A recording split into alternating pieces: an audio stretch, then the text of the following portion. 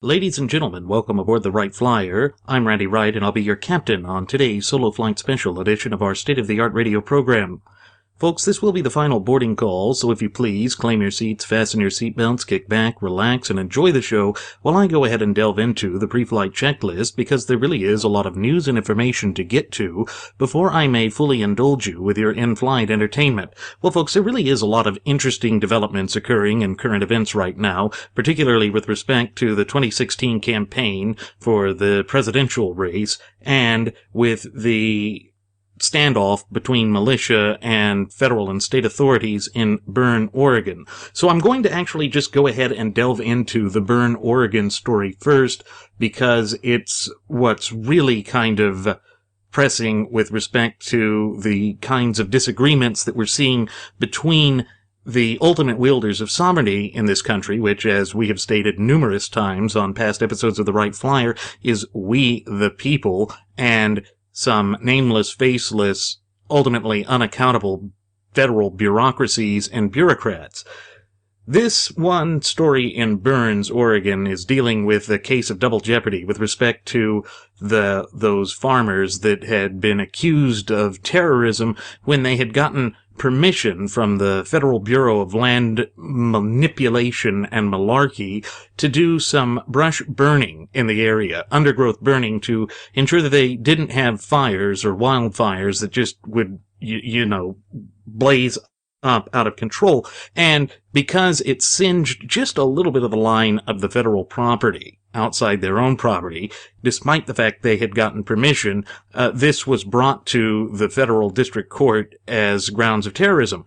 And they had already spent time in jail, as the first presiding federal district judge had determined that the longer prison sentence required by the terrorist laws that are in place was cruel and unusual punishment and violated the accused's Eighth Amendment rights. And they'd already spent time in jail and then were ordered by another federal judge to go back into jail. And folks, if that sounds fishy, it's because it is. That's absolutely a violation of double jeopardy, but it doesn't seem to matter to this out-of-control Barack Hussein Obama regime that has just been fanning the flames of discontentment here in the United States. And we absolutely have to be very guarded with respect to our fundamental and unalienable rights, because that is one of the most important things that we have as United States citizens.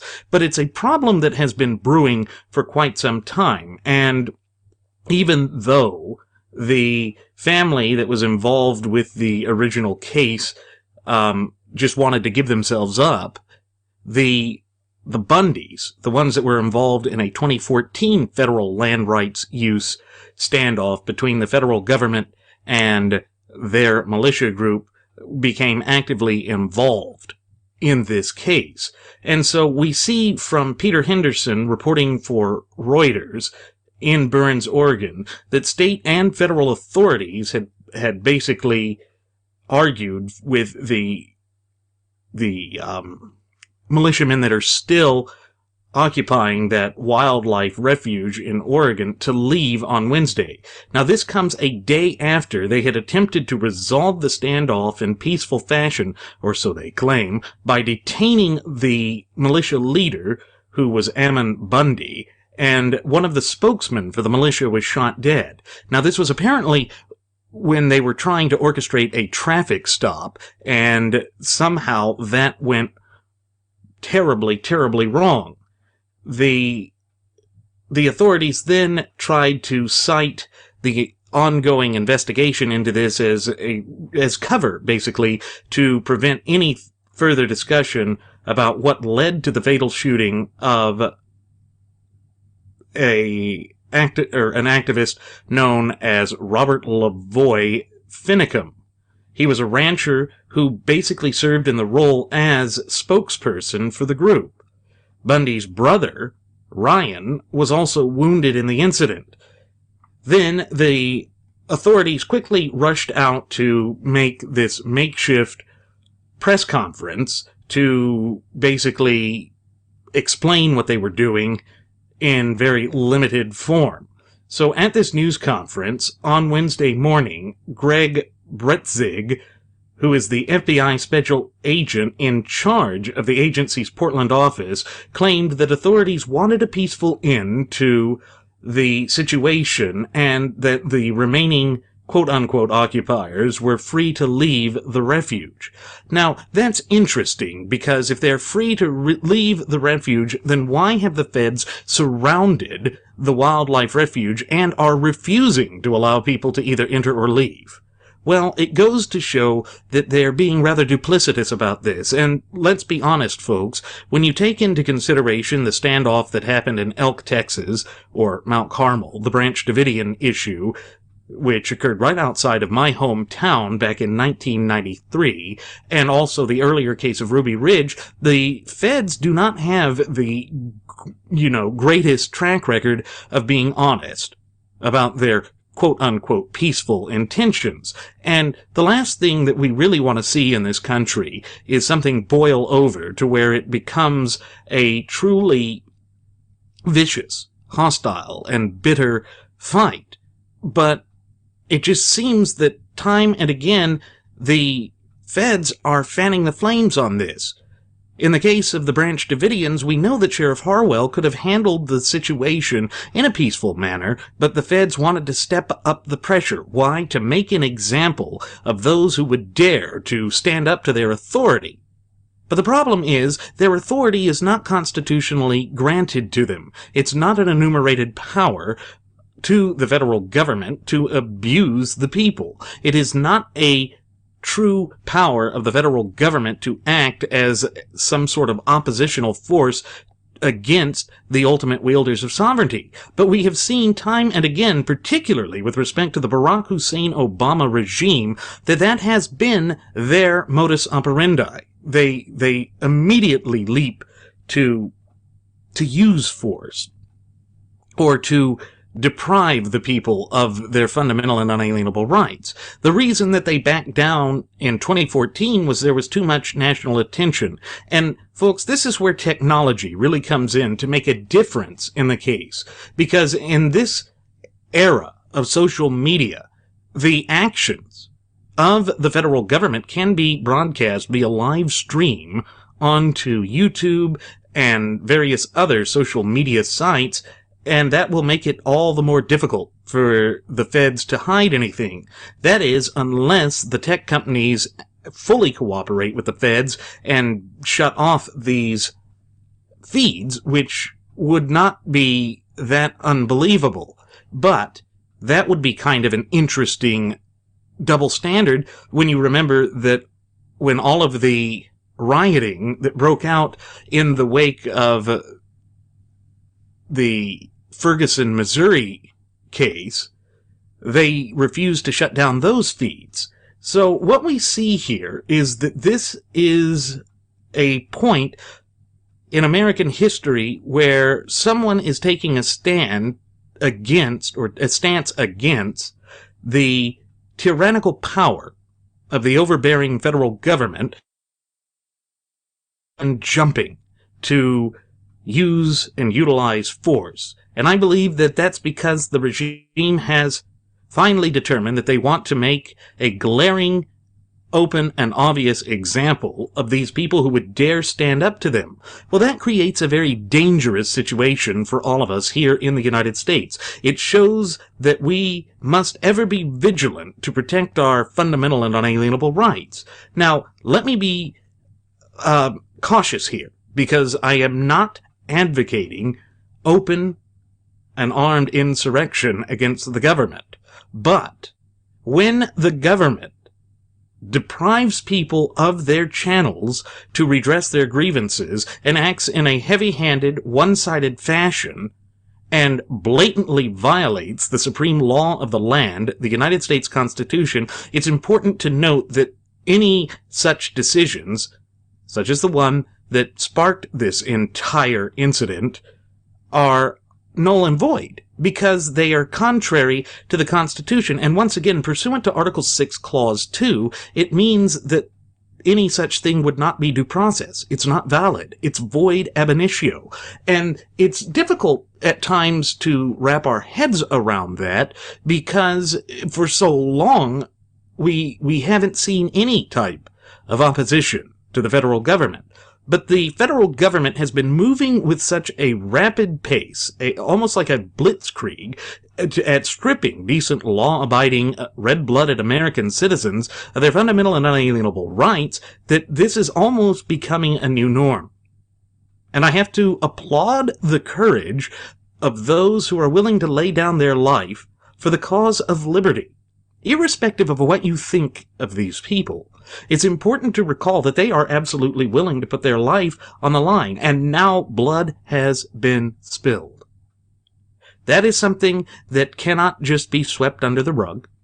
And sure, they're going to try and spin it to whatever position they have. I mean, they're trying to say that this was the result of a traffic stop gone bad. Sounds to me as if this were a pretextual stop to begin with, as if they were trying to use this to leverage over the so-called occupiers, and it just goes also to show that they were itching to use force. We've seen that with a lot of the militarization of federal law enforcement agencies and, in some cases, local law enforcement agencies. However, local law enforcement tends to always be a little bit more level-headed than either the BATF, STFU, and the FBI in a lot of cases. And so it once again requires us to look back at to what it is that would give the federal government the authority to act in this way. Well, the federal government is trying to proclaim that these lands are specifically owned by the federal government. And if you actually look at the maps of the westernmost states here in the United States, just what percentage of them are owned by the federal government, it is a shocking and staggering thing to see. And the federal government is trying to say that because we own the property, meaning the federal government, that they can use the bundle of sticks analogy with property rights to exclude anyone from the property or to dictate how said property is to be used. But if we stop back and remember the natural law tenets that absolutely underpin our entire representative Republican form of government, then we must recall that whenever it's said that land is federally owned, that means it's owned by we the people, not the federal government. Because the ultimate wielders of sovereignty in this country, ever since the inception of this country well over 200 years ago, is we the people. But that is not the way that the Barack Hussein Obama regime views this. They've never approached it in such a fashion. In fact, their argument is that the federal government knows best, the federal government is the ultimate wielder of sovereignty, and we, the people, should just bow down, capitulate, and accept whatever sort of treatment that they're going to give us. But folks, that is diametrically opposed to the way that our founding fathers had intended for this country to be operated. We have divorced ourselves so far from the foundations of this country that it's hardly recognizable. One would not be faulted in America today if they said that I woke up this morning and I don't recognize my country, because the alleged leadership in the United States of America is acting in a rogue, tyrannical, despotic, and oppressive manner. And folks, that should be sending off alarm bells, shooting up red flags for any American citizen. Because when you have a federal government that can encroach upon, belittle, and abridge your fundamental and unalienable right to keep and own property, that is a grave departure from the original intent of our founding fathers and from the ultimate supreme law of the land, our shared United States Constitution. So we see that tensions have heightened once again in this region due to the knee-jerk and trigger-happy reactions of the federal government.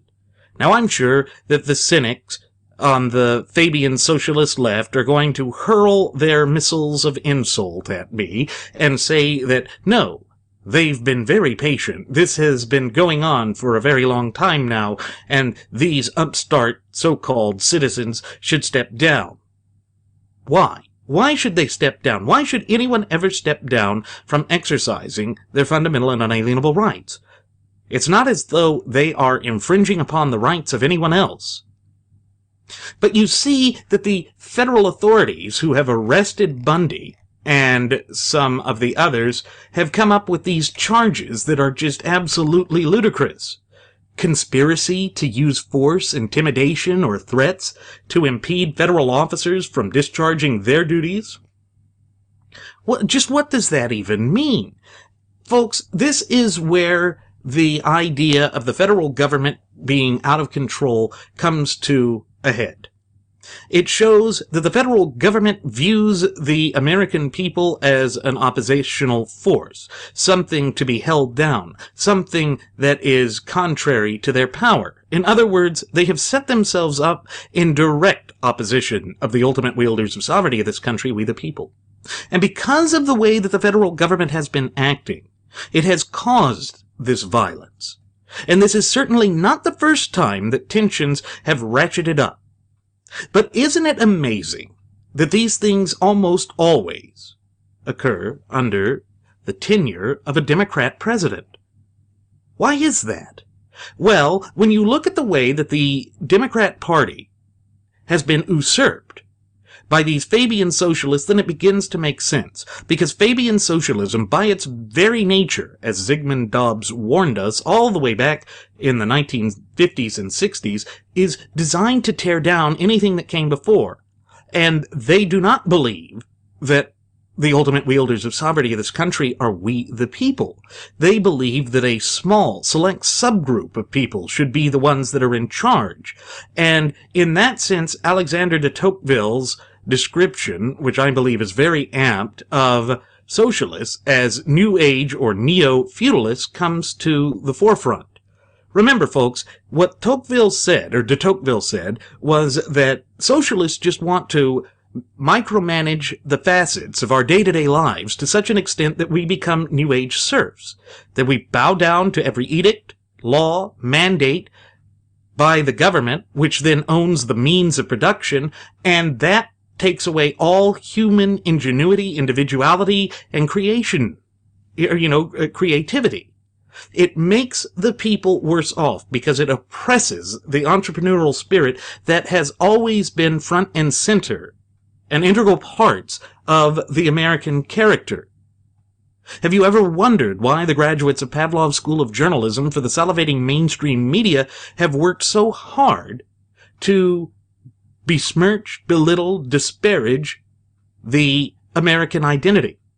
They have, for the past half century at least, led a guerrilla campaign through selective editorialization, through manipulation of the news information that they make available to the public to paint a picture where there are various different identities in the United States pushing this line of balkanization, thereby weakening the national identity of the United States of America. They have pushed an agenda that would make the government seem reasonable, and anyone who would speak out against their heavy-handed tactics and their abuse of power as wingnuts or people to not be trusted, that in conjunction with the way that the Fabian socialists have taken over our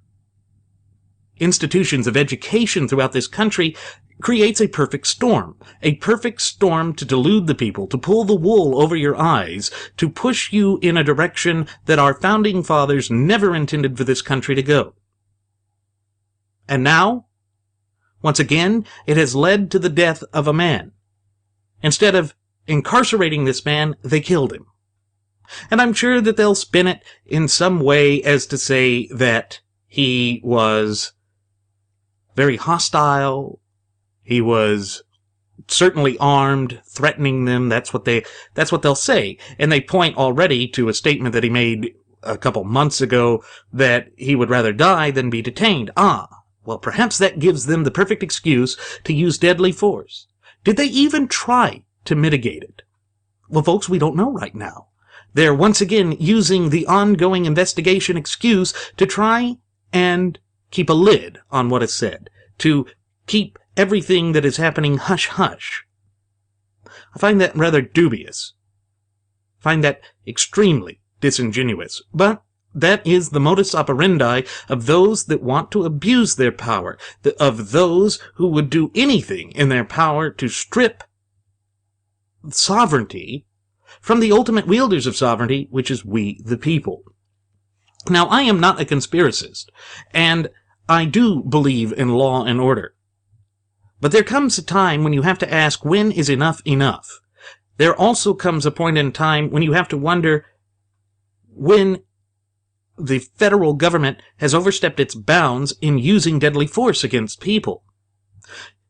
You know, there really is a disparity in treatment of those who are members of the Black Lives Matter organization and these people. And already the graduates of Pavlov's School of Journalism for the salivating mainstream media are trying to paint this as, look, these white militiamen, look, these evil white races. Oh, this is all about race. Oh, that has nothing to do with it. They are standing up for the right to keep and hold property. That right belongs to everyone, irrespective of race, gender, anything.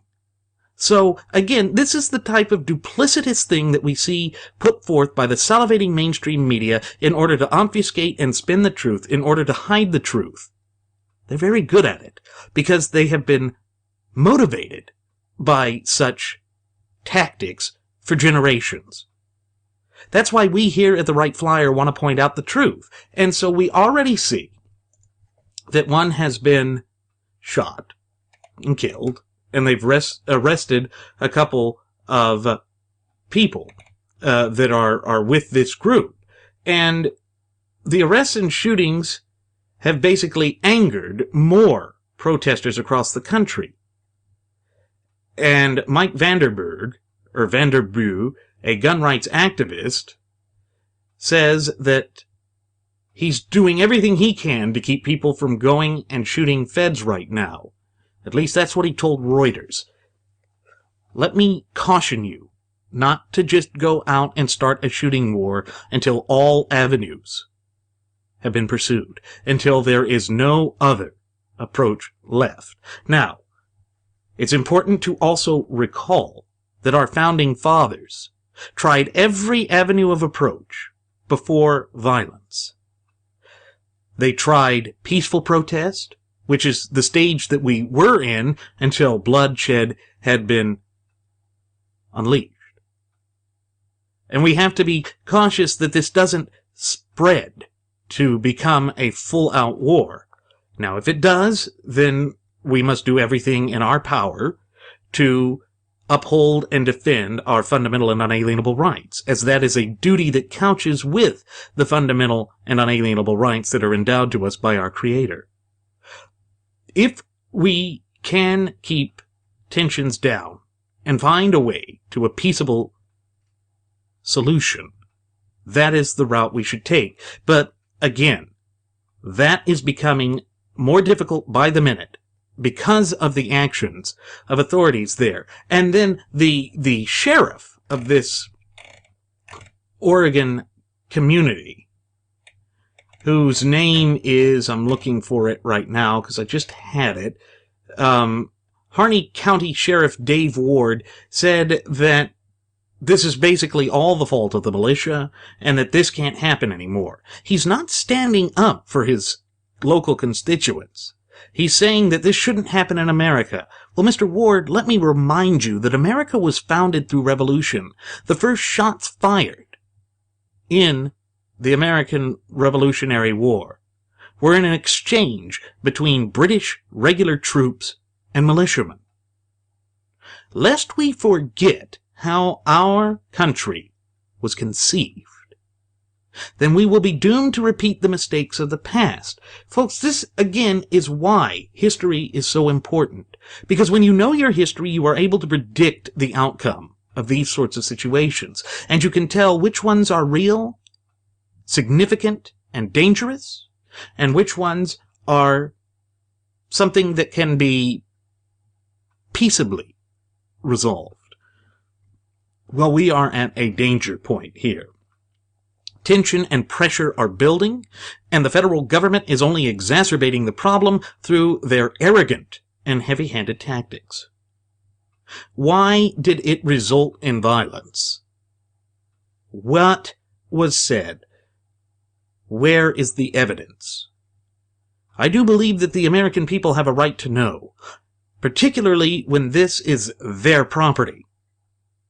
Because if we're going to say that this land is owned by the federal government, then by God, that means it's owned by you, me, all of us.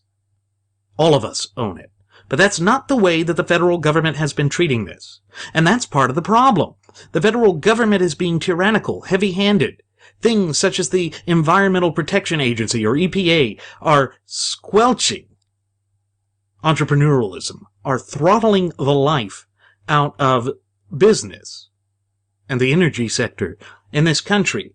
It is quite a thing when you see the federal government standing in staunch opposition to the ultimate wielders of sovereignty of this country. And yet, the Fabian socialists will opine and make all sorts of excuses to justify their unlawful conduct. We have seen it time and again, and they have done nothing to back away from it. They have only fanned the flames of malcontent. They have only pushed us closer to the brink, and I think this is by design. What does this regime have up under their sleeve? Well, we already know that they are working tirelessly to deprive and strip each and every law-abiding American citizen of their fundamental and unalienable right to keep and bear firearms. We see that they are pushing to expand their powers far beyond the proper scope and application of government as dictated and mandated and even outlined by our shared Constitution, and they are pushing on the left candidates that are avowed democratic socialists. Folks, these are staggering, stark, and dangerous times in the United States of America. And it is more important now than ever that we develop, foster, and maintain a fluent and working knowledge of our shared United States Constitution and thereby our fundamental and unalienable rights. Because as it stands right now, we are in a fight to preserve our liberties. And it appears that the federal government is stepping up their efforts to crush any and all opposition, whether it be peaceful or otherwise. And then you see that the race hustlers are still pushing for the balkanization game, that they're still trying to sow the seeds of hate, malcontention, and disparity between the people. Now, why would they do that? Well, the answer is simple. They are operating on a tactic of divide and conquer. It is easier to divide and conquer the people than it is to meet a solid voice shouting in solidarity that we are the people of the United States of America and that we will no longer tolerate these tyrannical and despotic efforts to deprive us of our fundamental and unalienable rights without due process under the law. You see, folks, that's exactly what happened here. There's no due process that has happened, because the way that the federal government is acting, there's no due process here.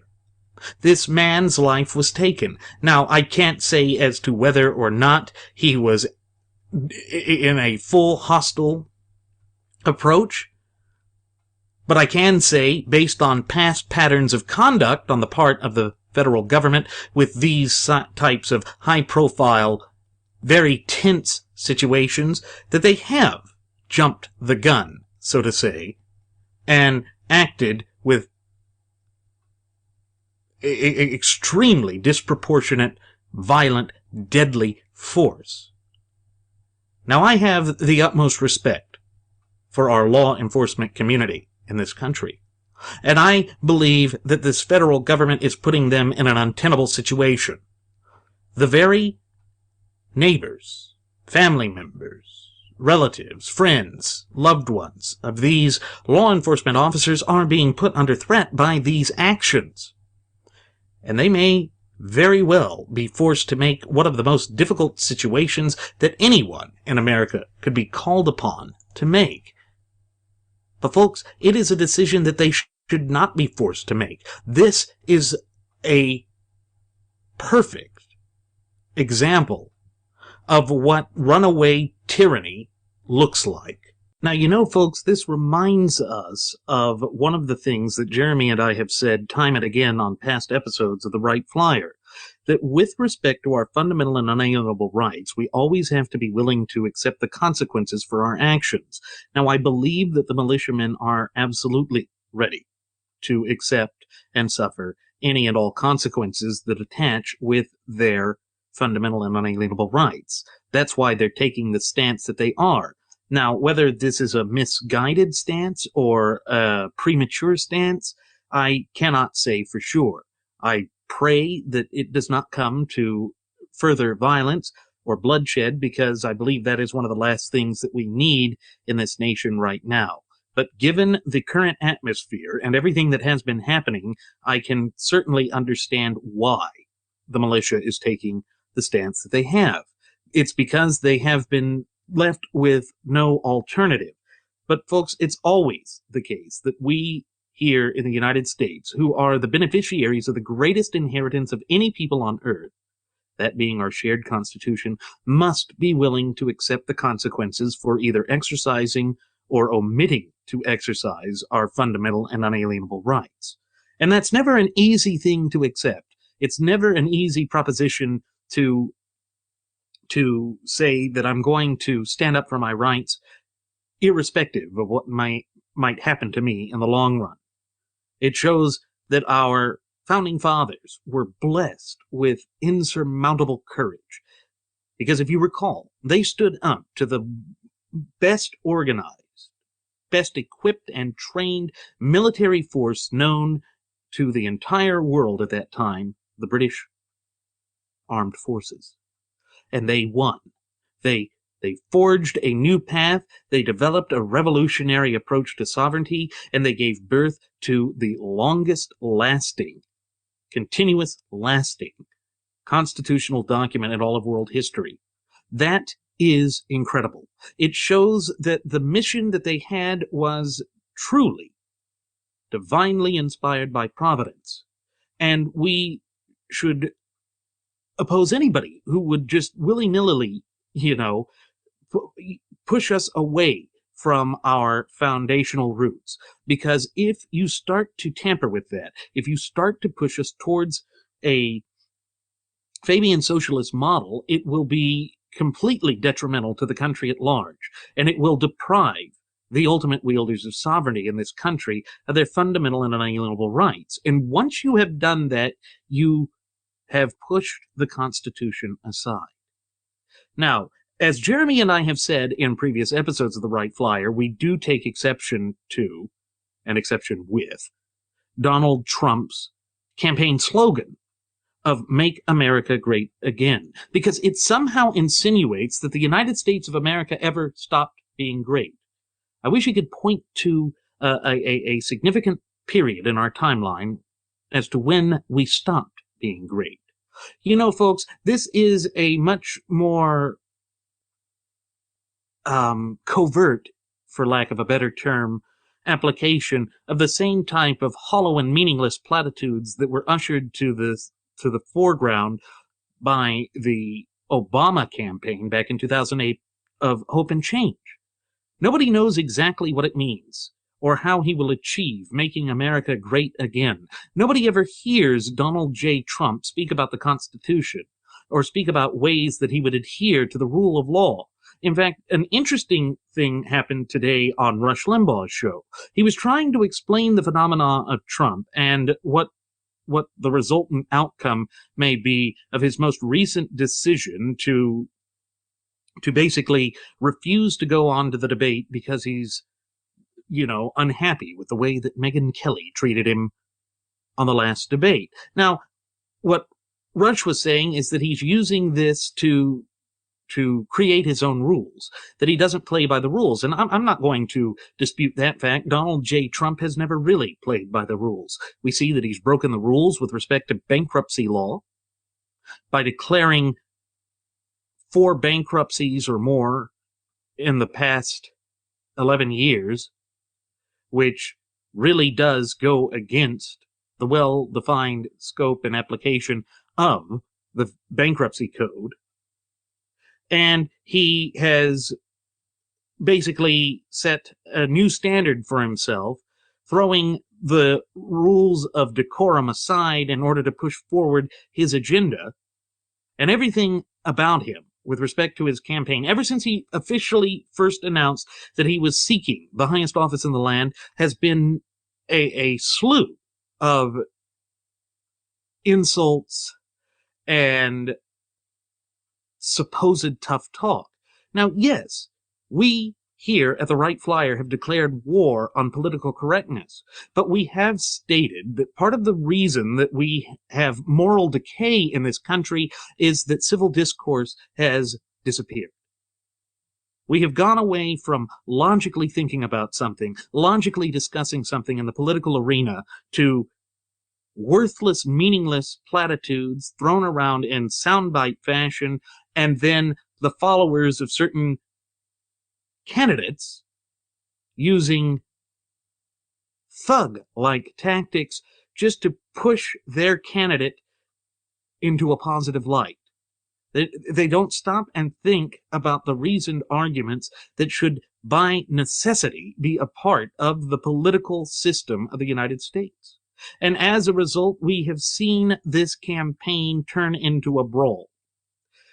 Donald J. Trump has used deceitful tactics against Texas Republican Senator Ted Cruz. He has attacked Ted Cruz much harder than he's ever attacked Hillary Clinton. And it must, by its nature, draw people to ask the paramount question that has not been asked, either by the so-called conservative media or by the graduates of Pavlov's School of Journalism for the salivating mainstream media. Why has Trump basically worn kid gloves when dealing with Hillary?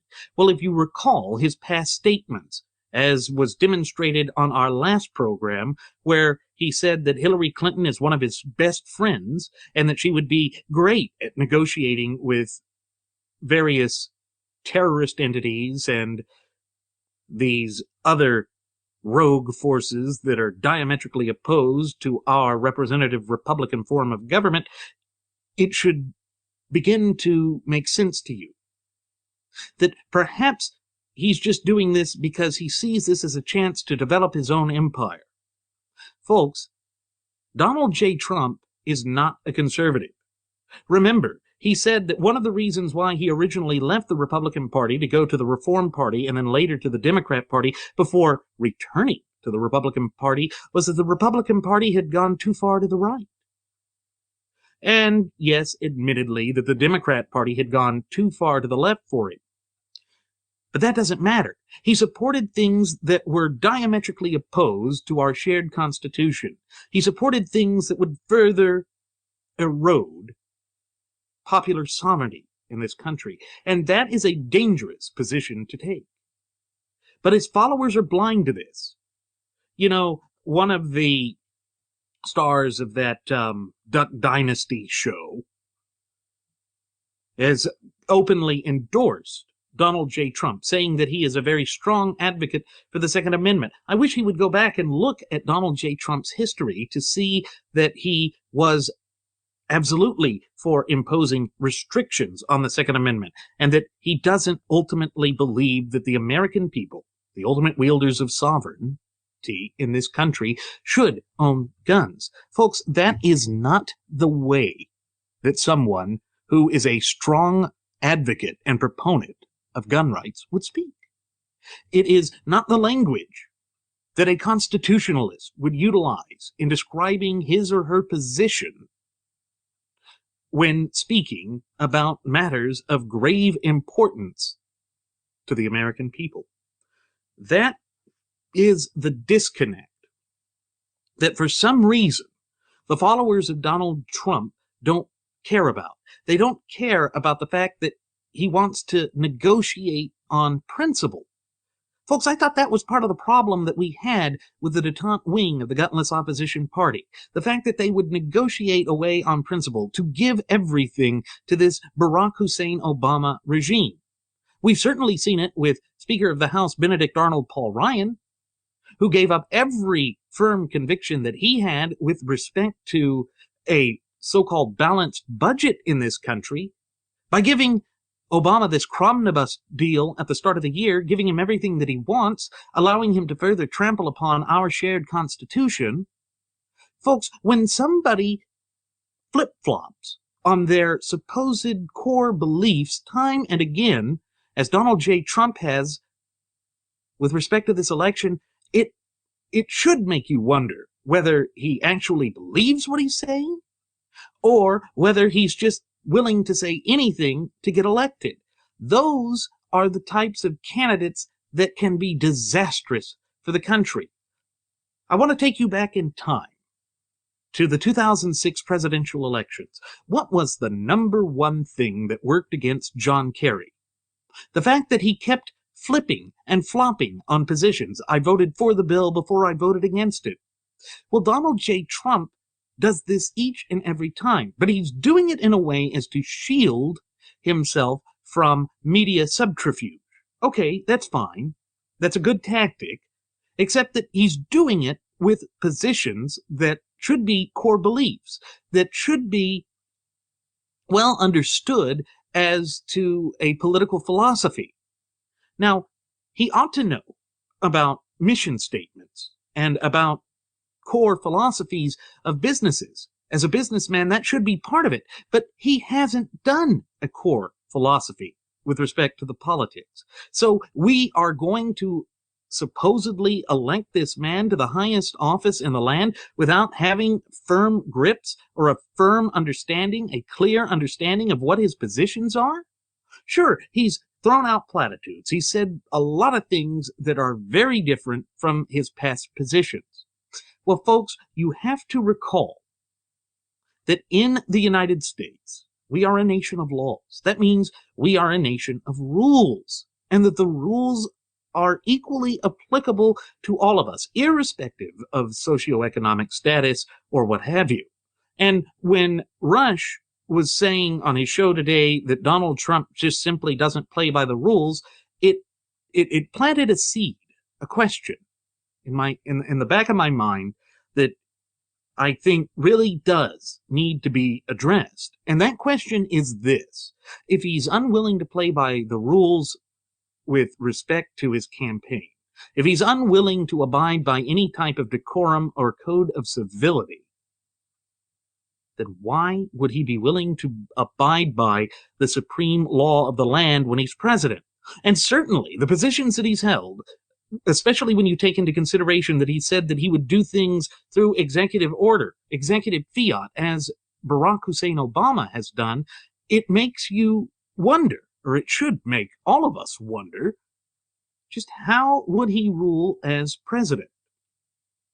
Well, folks, I'm going to tell you right now that if he's not willing to play by rules, then he is not qualified to be president of the United States. And I am no friend of the détente wing of the gutless opposition party, or what some people call the establishment. If he is against the so-called establishment and against playing rules, then is he also against the established supreme law of the land? Odds are, yes. This shows you that he is operating from an elitist mentality where he believes that he operates by his own code of conduct, that a separate rule set applies to him as opposed to the rest of us. Haven't we had enough of that in the 8 years of Barack Hussein Obama? Haven't we seen our country suffer enough as we push ourselves further away and further divorce ourselves from the natural law tenets that underpin our shared Constitution and our shared Constitution itself? Folks, ever since our premiere episode on September 11th of 2015, we here at the Wright Flyer have said that the solution to get this country back to functioning properly, to build upon the greatness of America, not just to make America great again, because we don't believe that the Constitution ever stopped being great, is to return all levels of government to strict adherence to the Constitution. That is a rule set that we should all follow, because that is the rule set that applies to us all. That is the rule set that has allowed the United States of America to reach such lofty heights in its relatively short yet illustrious history. But again, this is not what you're going to hear from the graduates of Pavlov's School of Journalism for the salivating mainstream media. This is not what you're going to hear by the delusional trumpeteers who are just willing to follow this man irrespective of what his views are. And it's interesting to note that there has been a study that's been put out that said that what attracts Trump to a lot of people is this strain of authoritarianism that just runs through him. He is an authoritarian. He expects his followers to blindly obey him, and thus far what we have seen on the campaign trail is that he has followers that will just blindly follow him. But folks, we here in the United States of America have never been blind followers. We are, as a sovereign people, natural-born leaders. And therefore, we should not just bow and capitulate to anyone who espouses authoritarian ideals in this country because it is diametrically opposed to our national character, heritage, spirit, and above all, identity. But that is the problem that we are facing right here and right now in this country. We are seeing that people have been so swept away by the rampant corruption that is infesting every nook and cranny of our representative republic that they are totally disenfranchised and disillusioned with the polity of this country, meaning the political ideals of this country.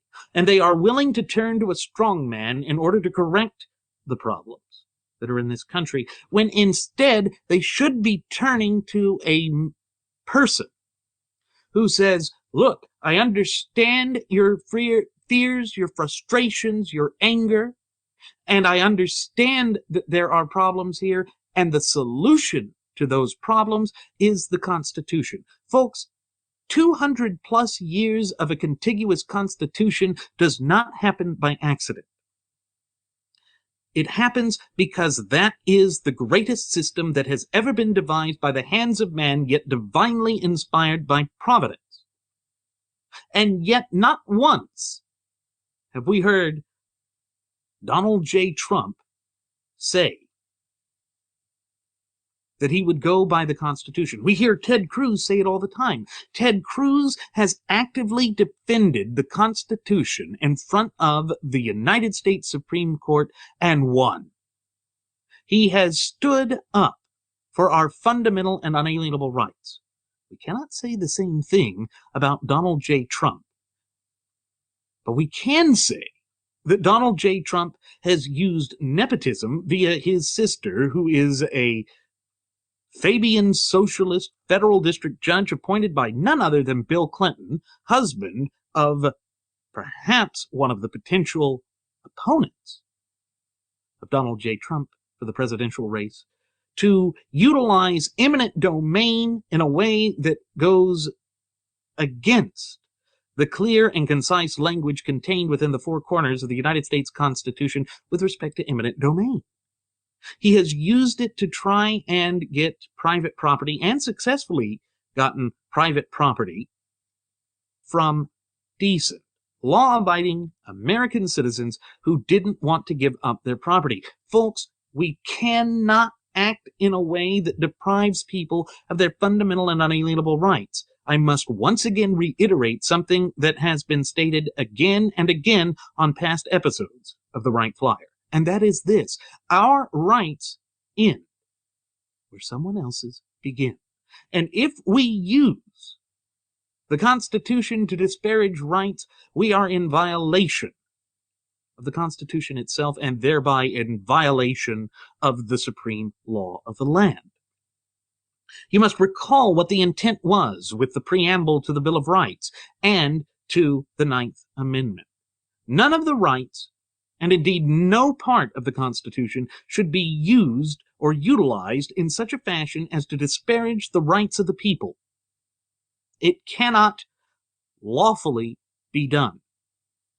Yet, in an interview with Bret Baier, Donald J. Trump has said that he loves the notion of eminent domain, that he has used it for his own personal gain.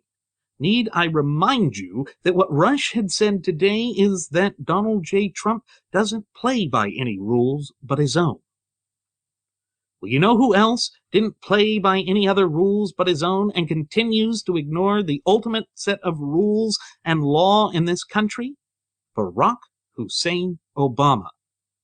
Irrespective of whether Donald J. Trump is approaching this from a right-wing position or not, the only thing that we as American citizens must have unquestioning adherence to, unquestioning loyalty to, is our shared Constitution. Because it is that sacred document that safeguards and shelters our fundamental and unalienable right. It is that document which represents the greatest contract between people and government that this world has ever seen. And again, the reckless fashion in which Donald J. Trump has not only held his campaign, conducted his campaign, but approached his interactions with the people shows me that he is unwilling to abide by the Constitution, that he will be nothing more than another disastrous president like the one who would have preceded him if somehow he manages to obtain the highest office in the land. When someone goes out and says that he could stand out in the center of Fifth Avenue and shoot someone and not lose his voters, that shows he's unhinged. It shows that he is a megalomaniac of the worst sort that will not abide by the laws of the land. Folks, that would create chaos and anarchy in this country. And while I may be opposed to a great many things that the federal government has done, I will never turn my back on the United States Constitution, because it is that document that has defined this country, that protects my rights and allows me to be who I am, allows me to have the voice that I am using to reach out to you. But folks, don't take what I'm saying at face value. Look into it yourself. Look into Donald Trump's past. Don't just say that history doesn't matter. History does matter. Because history will explain how the Constitution came into being and will provide you the guidelines that are prerequisite to safeguarding, maintaining, and preserving our Constitution for posterity, just as our founding fathers had intended it to be from the get-go. But again, this type of analysis, this sort of reasoning, will not be uttered by the graduates of Pavlov's School of Journalism for the salivating mainstream media. It will not be uttered by Donald J. Trump. Now, lip service may be paid to it by some of the people that have come out and endorsed him, like Sarah Palin, you betcha ya hoser. But, again, I haven't heard Donald Trump utter a thing about how he would use the Constitution, other than saying that maybe the 14th Amendment is being used in a wrongful manner and maybe should be changed. except that no, it doesn't need to be changed. It's just that we need to go back to strict adherence to it. I haven't heard him mention the Constitution except when attempting to attack in a deceitful manner one of the candidates that had taken a leading position in Iowa and used it to tear him down. That is not what I expect from a leader. I expect a leader to understand the Constitution, to adhere to the Constitution, because if we do not have a leader that does that, then we are just going to continue to see more of the same. Further unraveling of the societal fabric of the United States, further unrest, further malcontention, further destruction. But folks, we cannot afford to allow our country to slip down this path. That is a dangerous position for our country to be placed in, and it just doesn't seem that Donald Trump cares. You know, Trumpunzel is very, very thin-skinned when it comes to his ego. If anyone even has the slightest criticism against him, he goes out on a tirade that's unfair, that's a form of character assassination, and is slanderous in nature. That's just his modus operandi. It's what makes him seem so strong. But folks, a strong leader is one who knows when to use decorum, one who knows when to take a stand and knows how to do it in a civilized manner. Our founding fathers were civilized in their approach. They came from the era of enlightenment. We now come from the era of sound bites and platitudes. And what has it gained us? Hope and change gained us a disastrous regime under Barack Hussein Obama, and I do not foresee a Trump regime being hardly any different. And you know, here's a man that speaks out against saying, saying that Bill Clinton's past sexual infidelity should be used against him. Boy, is he standing on a shaky leaf there. The 3 marriages that he's had, where he cheated on wife number 1 with wife number 2, and then wife number 2 with wife number 3, and all during that time having a child out of wedlock.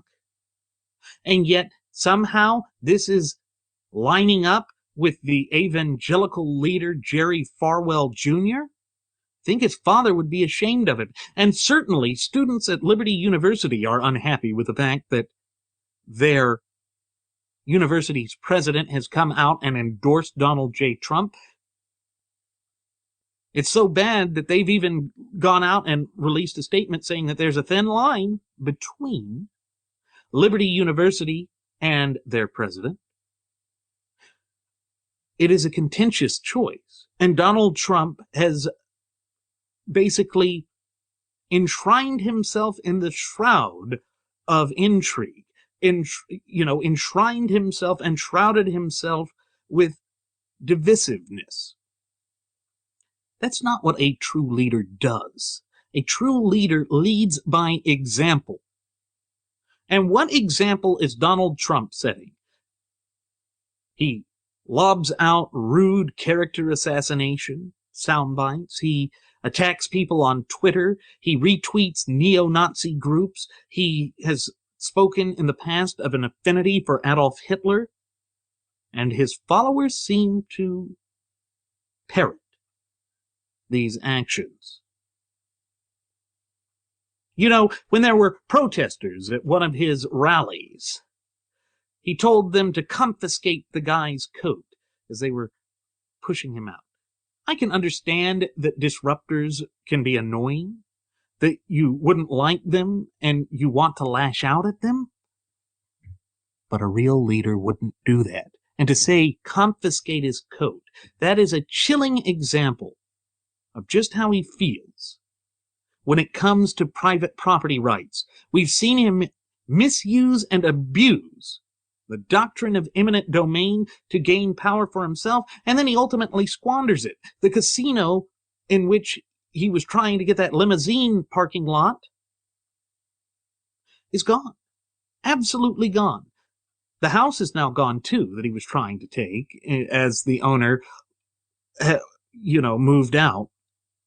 to a nursing home and was forced to sell the property at a loss, even though she had been offered a lot more for the property by the previous developer who had owned the casino before Donald Trump had it. And then Donald Trump, once again, believing that rules didn't apply to him, decided to misuse eminent domain to try and take that house away.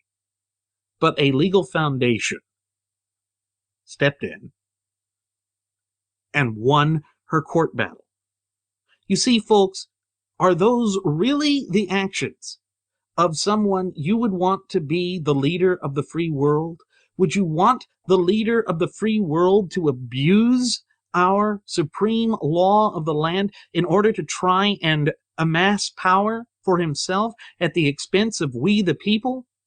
I believe that is the very last thing that any leader of the United States of America should ever do. And that is the crossroads that we find ourselves in right now.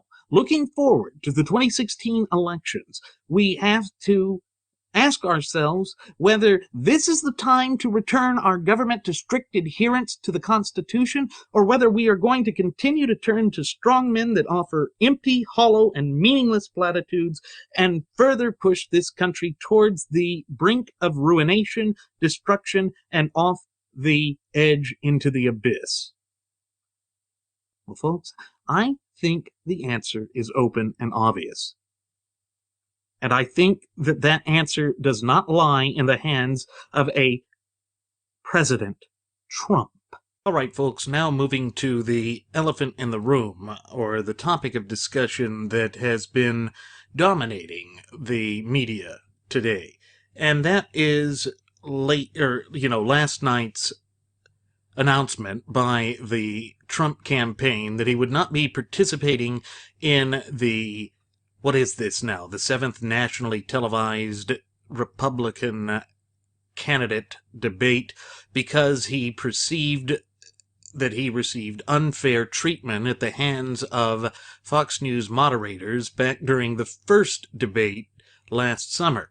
Now, yes, I admit that the question that was thrust to him or put to him by Fox News commentator Megyn Kelly was unfair. It was a ridiculous question that was not even on point, but it goes to show that if he just is going to pull out of the debate and basically snub his nose at the people or constituents of Iowa, it raises questions as to whether he's even fit to be president of the United States. Now, I don't like to cast aspersions at people, but you really do have to stop and ask yourself whether what he's doing here is politically expedient.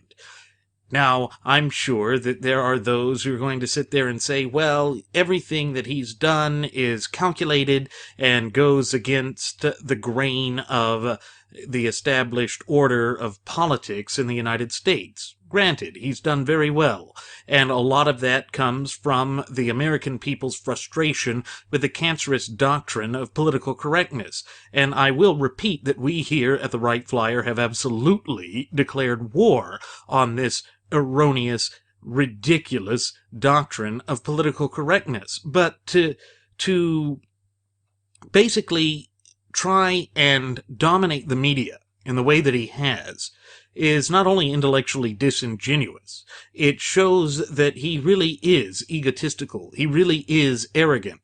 Donald J. Trump thinks that he's better than everybody else, but that is not the sort of leader that is what we want. Those are not the sort of characteristics that one should look for in a president. You know, I'm going to delve back into one of our earliest shows where I said that the important litmus test, indeed the only litmus test that should be applied in determining whether a candidate is qualified to wield and hold the highest office in the land, is the Constitution. What are their stances with respect to the Constitution? How will they return the country to strict adherence to that sacred document? And again, with respect to Donald J. Trump, that is something we haven't seen.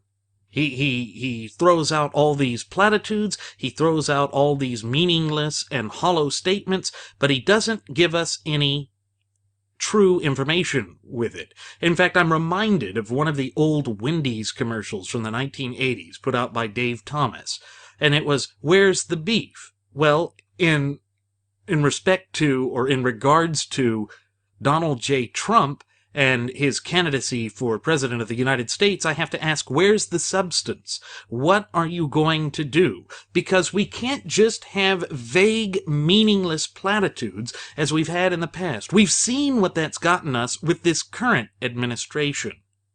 And then to see that he doesn't want to go on to a place where he feels that the questions are unfair, tough. Grow up. Grow up. The reason I'm telling you to grow up, Mr. Trump, is that there are going to be situations you don't like with respect to the presidency. You're going to have to do them. Are you just going to take your toys and go home every time that you encounter difficulties when you hold the highest office in the land? Is that really the character trait that you wish to exhibit to the American people? I don't think so. But then again, you have to sit back and wonder if this is all a farce. The Hollywood Reporter states that Trump will be appearing on the Bill O'Reilly show the very next day. Now, I don't necessarily agree with everything that Megyn Kelly has done. In fact, I find that on a lot of things she engages in a sort of duplicitous presentation and biased presentation of the news, and yes, I do believe the question that she asked was unprofessional. However, the fact that Donald J. Trump wants to control every facet of what happens in the debate, or how the debate is going to occur, shows that he really is incapable of working in a real-world environment where it is an adversarial type of situation. Now, I can already hear the cynical, squeaky-voiced trumpeter in the back of my head saying, but, you know, business really is adversarial. There's competition, and he knows how to deal with it. Well, no. That's fine. Business is adversarial. But it's a whole nother league when dealing with government, because no longer is it just your shareholders that you're worried about, or your company's performance that you're worried about, or meeting the deadlines and budgets of your company, which apparently he struggled with in the past. Need I point to his bankruptcies again? It's the entire fundamental and unalienable rights of the American people, and it is the entire body politic of the United States that you are representing. That is a whole different league. And if you can't handle answering tough questions, even unfair questions, in a dignified and adult fashion, then what are you going to do when you have to deal with hostile nations? Because they will use that as propagandistic fuel to strengthen their position. It will absolutely fan the flames of the type of opposition that we have seen to America to a greater scale. And that is not something that should be taken lightly. Yet Donald J. Trump is taking this very lightly. He's acting like a petulant, spoiled child, as if he's saying to the Iowa voters, look, we've already had debates, and I may not have liked the way that I performed on it, but I don't care. I'll throw some meaningless thing and go to CNN to have them host it for a fundraiser for the veterans. Well, the veterans shouldn't be used as political leverage. I know you like to think of yourself as this artful negotiator, top dog of negotiation. Well, you shouldn't use our brave, fighting men and women as your personal political pawns. That is disgusting. It's grotesque and disgusting, and you should be ashamed of yourself. You should issue an immediate apology to our service members. But you're not. And the reason you are not is because your ego gets in the way of everything. You cannot separate yourself from yourself to see that there are things greater than yourself. You see, folks, what we need in a leader is someone who adheres to the Constitution and admires and protects those who swear to uphold and defend it and actually put their lives on the line to do so. That is why I find it so troubling that Donald J. Trump would do this. And then to turn to CNN as the news outlet that you would use to broadcast this just goes to show that all of your claims of being anti-establishmentarian are meaningless too. But, folks, if he can't handle these little things, these little inconveniences that all of the other candidates are handling, then what makes you think that he is qualified to hold the highest office in the land? That is a question that should be asked, and it is one that he should answer, not just dodge it and say, well, people love me, the Chinese love me, I've got a tower. Who cares that you have a tower? What have you done to defend the Constitution? What will you do to defend the Constitution? How will you represent the people who are the ultimate wielders of sovereignty in this country as president? You see, these are the questions where we have to ask, where's the substance, Donny boy? Oh, Donny boy, where's the substance? I don't begrudge you the great wealth that you have amassed for yourself, although I do question your abuse of eminent domain to get a lot of it. But I do have to take issue with the way that you want to operate outside of the Constitution, the way that you are constantly pointing to yourself as a proffered solution, as if an individual, just by right of being an individual, will be the solution to this country and all the woes that face it. No, Donald Trump, the thing that you should be pointing to, the thing that Ted Cruz is pointing to as to what would get this country back on track, has been with this country since its inception 230 plus years ago. The United States Constitution, the foundational documents of the United States of America. Folks, it is that simple. That is the message of truth that we have been trying to bring to you here on the Wright Flyer since our very first episode. And then for Donald Trump to play this little game where he will dominate everything, but it has to be in his way, reminds me of the way that Barack Hussein Obama has been ignoring press conferences, has only been allowing orchestrated, designed, and developed things to push a positive light for himself in the media by, refusing to go to those press conferences, by refusing to answer questions, by refusing to communicate through the channels that are there meant to inform the people so that they can make the necessary decisions that they must make. It's a selfish approach. It is an approach which is not dignified enough to be brought into the Oval Office. And yet, that is where we are now. We have a man who, based on Rush Limbaugh's show today, has come out and basically said, I'm not going to play by your rules at all.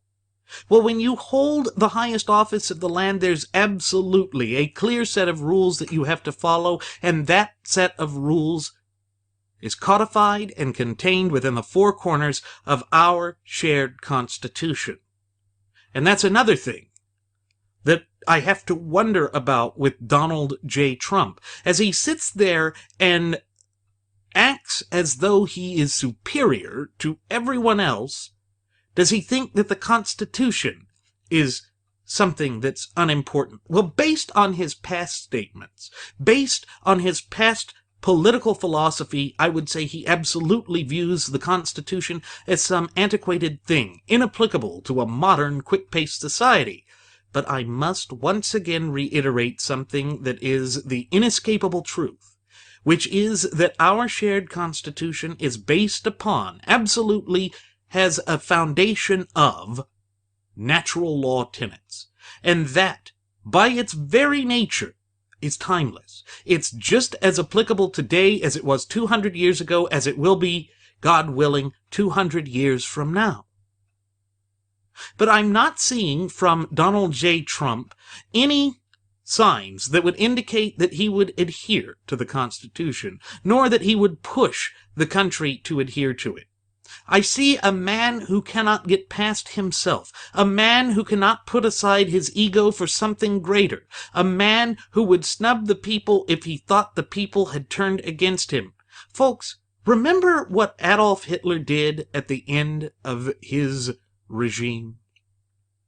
He basically told his military commanders to destroy all the infrastructure of Germany because the people had failed him. He saw the people as turning against them, and he saw himself as superior to the people.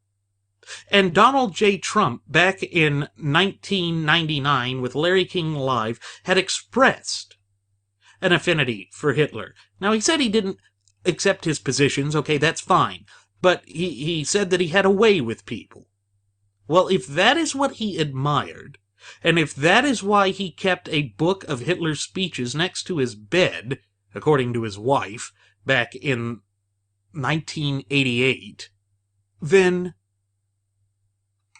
we have to really ask ourselves whether he would stay loyal to the people, because the job that he is seeking to obtain here is to be the servant of the people. And I don't believe that that is something that Donald J. Trump has done in his adult life. I don't think he's ever thought of himself as an employee. He's always been the employer. And if we're going to use the business framework here, yes, we need a leader, but we need a leader to realize, who realizes that he serves at the will and the behest of the ultimate wielders of sovereignty in this country, we the people. Ted Cruz understands that. Ted Cruz has served in such a role as an advocate, as a true servant of the people, when he went up before the United States Supreme Court arguing difficult cases to protect our fundamental and unalienable rights. That is a truth that you're not going to hear repeated by the salivating mainstream media. The graduates of Pavlov's School of Journalism for the salivating mainstream media want to smear Ted Cruz. And Donald Trump has gone out time and again throwing out meaningless, baseless accusations that have no foundation in the Constitution and trying to obfuscate the Constitution to somehow suggest that Ted Cruz is not qualified to be President of the United States because he was born in Canada. Folks, that has been resolved. We've had the Citizenship and Naturalization Act from 1792 onwards, and it says that anyone whose parents or has a single parent who is an American citizen is an American citizen, so long as they haven't given up that citizenship, and his mother, Ted Cruz's mother, never gave up her citizenship. And then we see that Donald Trump repeats his pattern of saying one thing at one time and then flipping at another time, all for political expedience. Folks, how can you trust a man who has no moral compass, no convictions? Oh, sure. We'll say that he has morality and convictions because he's seeking the office and he has money. Folks, money does not equal morality. It just simply does not. And the problem that I have with Donald J. Trump is that he, once again, is not giving us any substance. If anything just happens to go against him, he throws a tantrum like a small child and tries to control the message. If he's such a great negotiator, why is he cutting off his nose to spite his face and saying, look, I am above the petulant questions that Megyn Kelly has asked, and that I am above the morass and moreau, and that I can show up and I can let the unfair questions roll off my back. Because guess what? When you're president, do you think that the salivating mainstream media will treat you fairly? You're in there as a Republican. Therefore, the answer is they will not treat you fairly. They will not give you a fair shake. And therefore, you've got to reconsider your strategy here, Trump, if you want to hold any validity at all as a candidate. Now, I can already hear the trumpeteers saying that I'm playing into the hands of the salivating mainstream media. No, I'm not. I expect my leader to be able to handle adverse situations. As an attorney, I have to, deal with adverse and adversarial situations on a daily basis. My clients expect me to, and the American people should expect the same of anyone who is seeking the highest office in the land. We cannot escape this fact, folks. That is what it is to be a true leader. But Donald Trump looks at this from a frame of mind that is self-centered. It's always about him. I'm a good deal maker. People love me. I can do this. I can do that. I can. No. The only thing that you will be able to do as President of the United States, legally, rightfully, lawfully, is to faithfully execute the laws of the United States. You will be the chief executive officer, the commander-in-chief of this great republic. But it does not mean that you are a dictator. It does not mean that you are a demigod. It does not mean that you are somehow above the law. Because equal protection under the law and due process under the law clearly states that the law applies equally to us all, irrespective of whether we are the President of the United States, a Supreme Court Justice, a governmental employee, or a private citizen.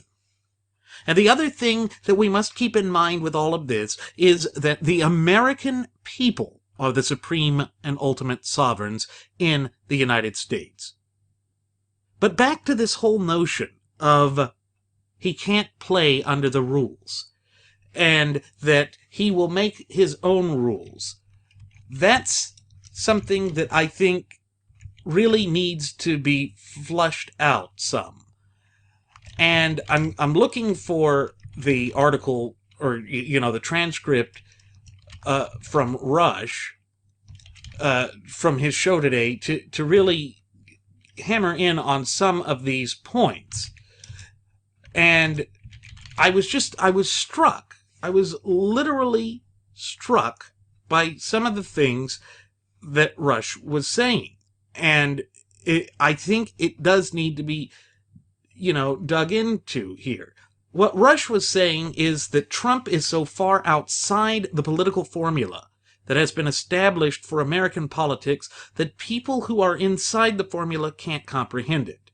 He then went on to say that they don't understand why somebody would want to venture so far outside of it, because it's what it is, and there's a ladder of success that you have to climb. That's fine. I don't care about a politician following that kind of ladder. But he says everything he's doing goes against the book. Everything that an analyst or consultant or professional would tell you not to do, Donald Trump is doing it, and he's leading the pack. Well, that just speaks to the frustration of the American people. But it doesn't speak to his qualifications to hold the highest office of the land.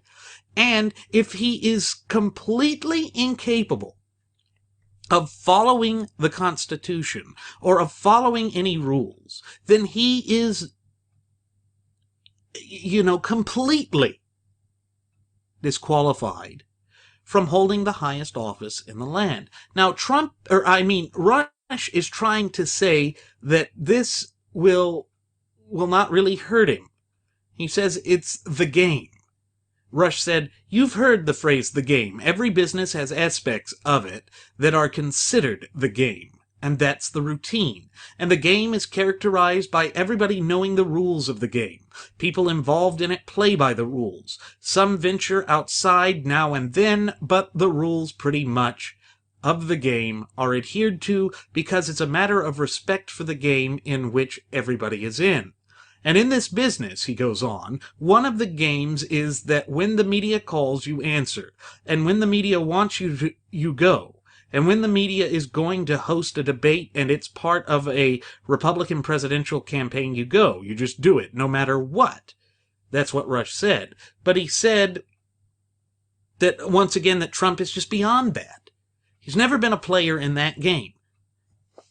Well, if he can't play by that game, what makes you think that he will strictly adhere to the Constitution? Folks, this is the tipping point that we are in here in the United States, right here and right now. We must either make the decision that we are going to stand up for the United States Constitution, to return to strict adherence to it, or to continue to allow some egotistical megalomaniac to hold the office, highest office of the land, and act as though the United States is his personal playground in which he can be the playground or schoolyard bully.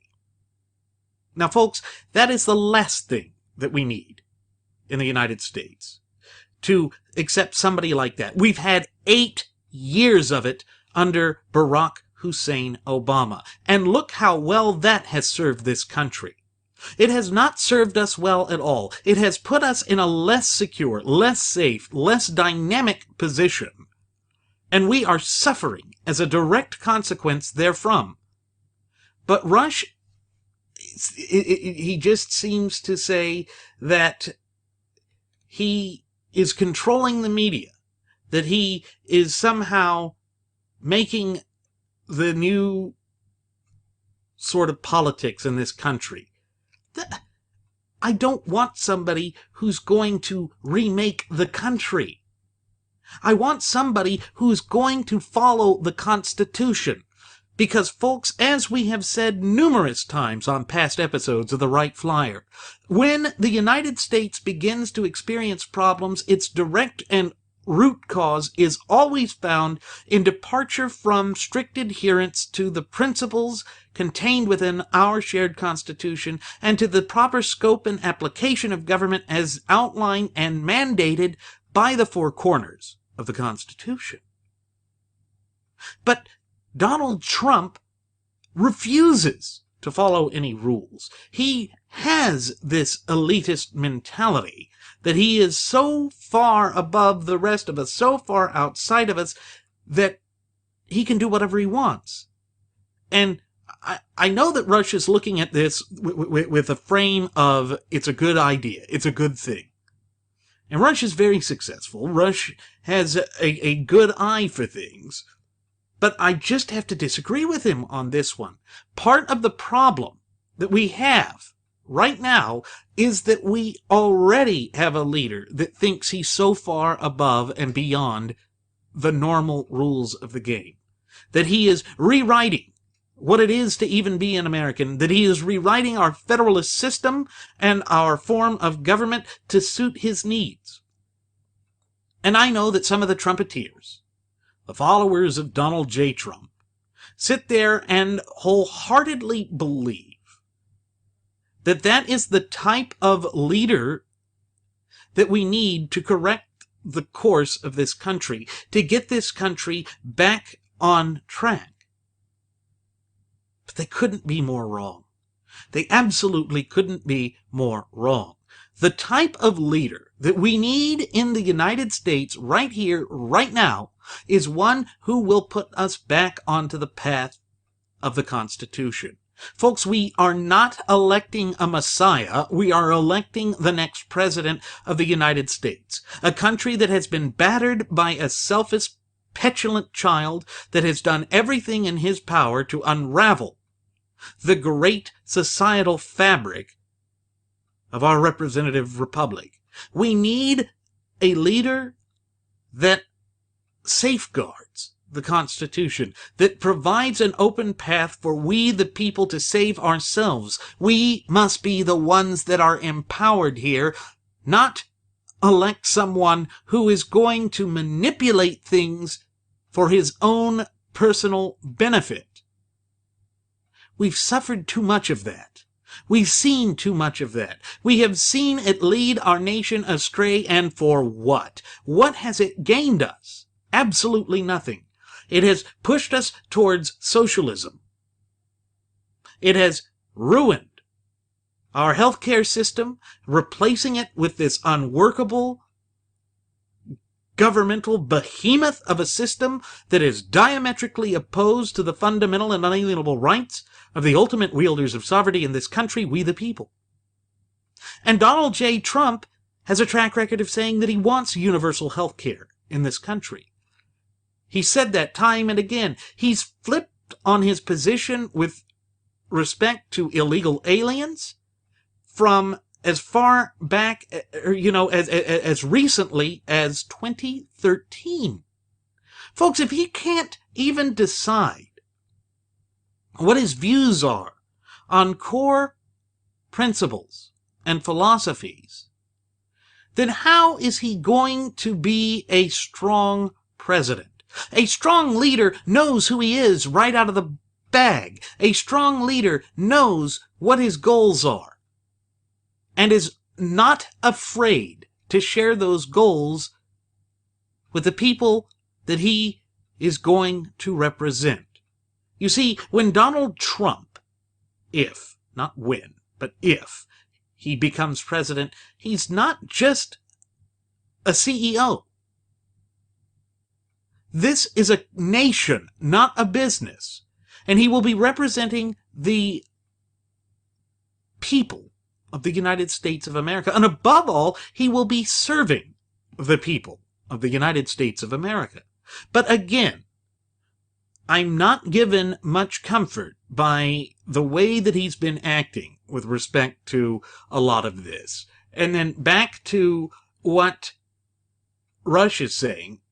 He said, the rules of the game say when there's a debate, you show up. Screw the rules. And he's saying that Trump was saying that. Why should I willingly give them another shot at me in circumstances they control? Why should I do it? What's the sense in it for me? Again, me. I'm leading. I'm running the pack here. Why in the world should I put myself in that circumstance? I've already seen what's going to happen. And then Rush said it's not any more complicated than that. And he said that Trump is going to just thumb his nose at this because it would go against his image. But again, folks, I have to remind you that this is beyond image. This is a beyond personal perception. This goes to the heart of your character and conduct, and whether you can be truly effective as president. You are going to face adverse situations. You are going to face adversarial situations. And if he continues to show an aloof attitude like this, and he were somehow able to get the highest office of the land, the Democrats are going to have a field day with him. And it will cost us future elections. And when I say us, I don't just mean Republicans. I mean constitutionalists. I mean people who give a damn about the future of this country. People that don't want to see this country become or continue to be utilized as the personal plaything for an egomaniac holding the reins of political power in this country. You see, folks, it has to be about a greater thing, because the fundamental and unalienable rights of the people and our representative Republican form of government is more important than who is president. Their actions are more important than their feelings. They are to be representing the greatest country on the face of this earth, with the longest contiguous running constitution in all world history. That is of such a powerful and huge magnitude, folks, that we simply cannot ignore it. Yes, it can be mesmerizing to see somebody who is of that magnitude of character. But is he really of such great magnitude that he can be scared off of a debate stage because he'll be facing tough questions? A real leader knows how to handle every situation. And yes, in The Art of the Deal, he says that one of the most important things to know is when to walk away from the bargaining table. But folks, we're not talking about a business bargain here. We're talking about holding the highest office of the land, a nation, a world leader. That is in a whole nother league. That is so far beyond business, because people's lives and their fundamental and unalienable rights are clearly at stake. But no, he's qualified to be president because he's this great deal maker. He is the master of the deal. Folks, our fundamental and unalienable rights are never up on the bargaining table. Our fundamental and unalienable rights are not to be thrown away or negotiated. They are fundamental and unalienable because they were endowed to us by our Creator, and they cannot be taken away without due process under the law. But Trump is approaching this as a businessman. He'll cut his losses. He'll flee if he thinks that it's detrimental to him. But folks, this goes beyond him. We're talking about the United States of America here. That's a problem. When Donald J. Trump can't get over himself and see the bigger picture, we have a massive problem. And nothing that he has done so far provides me with any confidence that he will be a powerful leader. In fact, all signs are pointing to the opposite. He's ducking out of this debate for selfish reasons, because there's a chance that his propaganda might get unraveled. Remember, folks, this goes back to the tenets of propaganda by Joseph Goebbels, and Donald J. Trump has already shown an affinity for the way that the Nazis handled things. Now, I'm not saying that he agrees with the Nazis or that he wants to create fascism here in the United States or National Socialism here in the United States, but he is clearly following the propagandistic tools utilized by the Nazis, and therefore he wants to control the message. And he's willing to walk away from it if he even perceives that the people are not in line with him. He loathes and despises those people. Folks, that is a very dangerous attitude to have. It is something that I think ultimately disqualifies him from holding the highest office in the land. Again, you're not going to hear this from the salivating mainstream media or the graduates of Pavlov's School for Journalism, at least not yet. They'll start digging into this if he ever obtains the highest office in the land. And if he throws a little hissy fit, like he has with Megyn Kelly, they will spin that to say he is deranged. And that will be the death knell for this campaign. And it will hand the election to the Fabian Socialists. Because good people of character would not vote for someone who goes out and says that he could shoot somebody on Fifth Avenue in the middle of broad daylight and not lose a voter. He thinks he's that far above the law.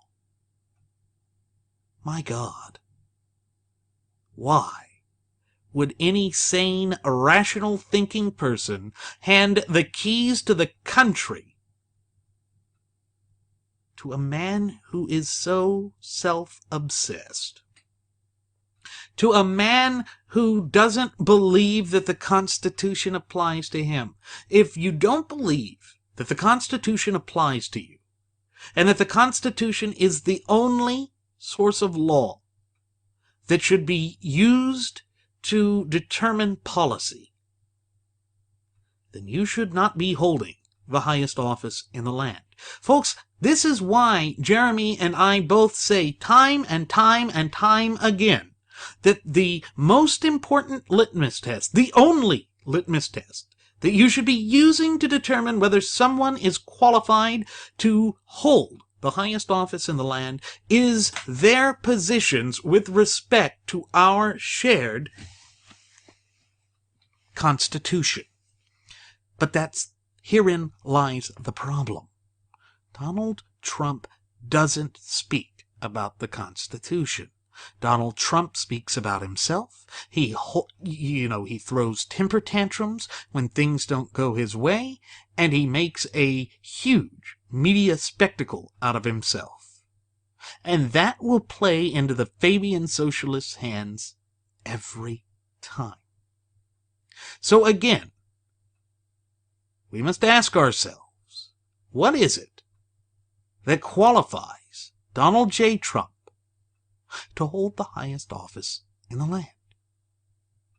And so far as I can see right here and right now, absolutely nothing. Now, with that said, it is time for us to begin our descent. I'm going to go ahead and send the flight attendant back for one last round of alcohol. Ladies and gentlemen, once again, as always, I'm your captain, Randy Wright, and I want to thank you for choosing to fly the Wright Flyer, and I ask that you join Jeremy and yours truly the next time that we take off over the friendly airwaves, leaving you with an indelible yet pure sense of enlightenment unlike any other radio venue or program. And I hope to see you the next time, and wish you very well. Do take care, folks. We will see you next time.